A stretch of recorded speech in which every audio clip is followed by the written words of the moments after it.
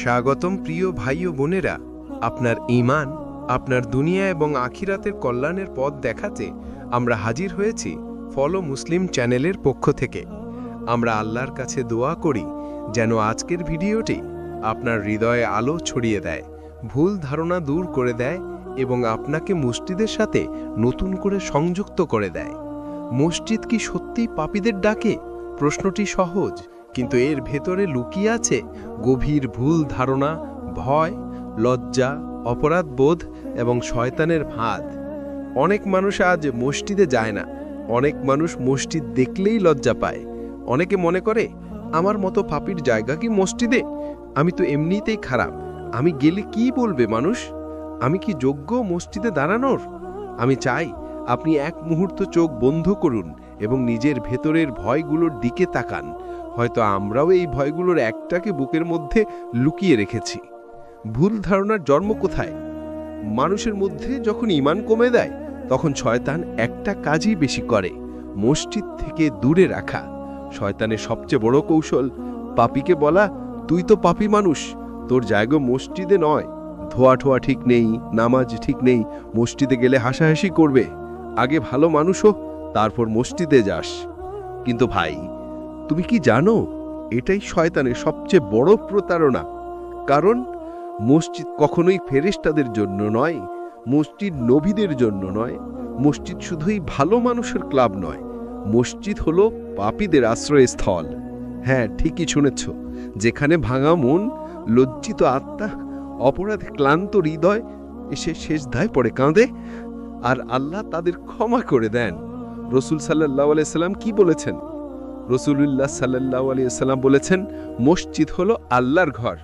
যে লোক আল্লাহর ঘরে আসে, আল্লাহ তাকে সম্মান দেন। মুসনাদ আহমদ। খেয়াল করো, এখানে কিন্তু বলা হয়নি ভালো মানুষ এলে সম্মান দেওয়া হবে, পরহেজগার এলে সম্মান দেওয়া হবে, যে পাপ করে না সে এলে সম্মান দেওয়া হবে। বরং বলা হয়েছে, যে আল্লাহর ঘরে আসে এটাই শর্ত, তুমি আসলেই হলো। এখন প্রশ্ন, পাপী কি আল্লাহর ঘরে আসতে পারে? উত্তর, পাপীরাই তো আসবে, কারণ ক্ষমা দরকার তাদেরই। ফেরেশতা ক্ষমা চাইতে আসে না। নবীদের তো পাপ নেই, সাধুদের তো আগে থেকেই পথ ঠিক। তাহলে কারা? তোমার মতো সাধারণ মানুষ, আমার মতো ভুল করা মানুষ, আমাদের মতো দুর্বল মানুষ।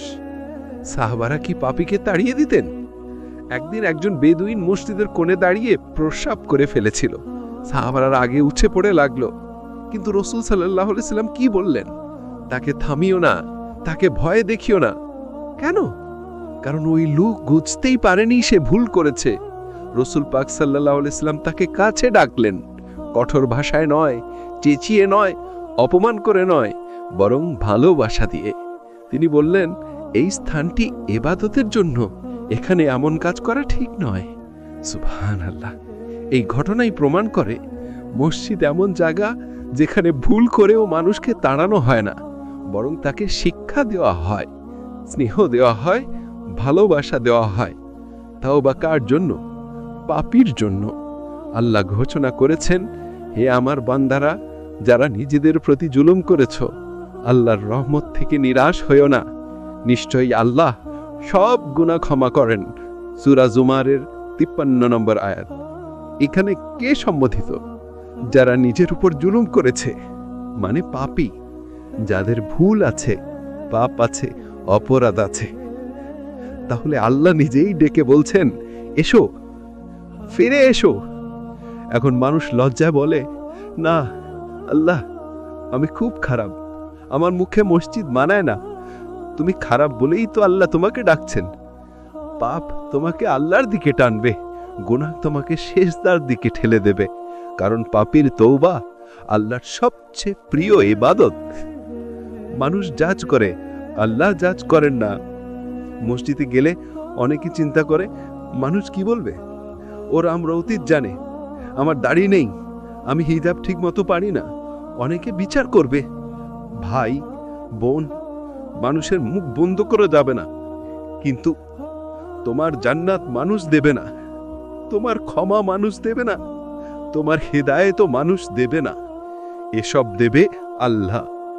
আর আল্লাহর বাড়ির দরজা সবসময় খোলা, 24 ঘন্টা, তোমার জন্য, তোমার ভুলের জন্য, তোমার চোখের পানির জন্য। মসজিদ তোমাকে ডাকে, শয়তান তোমাকে থামায়।